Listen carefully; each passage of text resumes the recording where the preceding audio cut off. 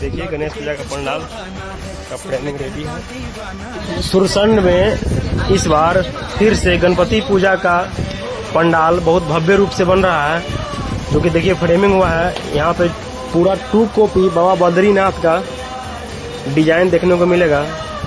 तो जो भी आदमी बाबा बद्रीनाथ मंदिर देखने नहीं गए हुए हैं, वो सभी आदमी यहाँ पे आए और देखे इस बार का मेला और इस बार का पंडाल।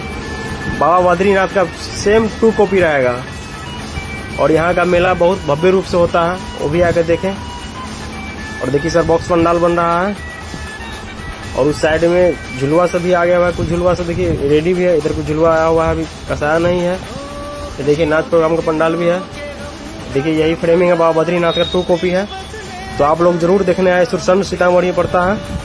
7 तारीख से मेला शुरू है। देखिए सेम इसी मंदिर का डिजाइन बन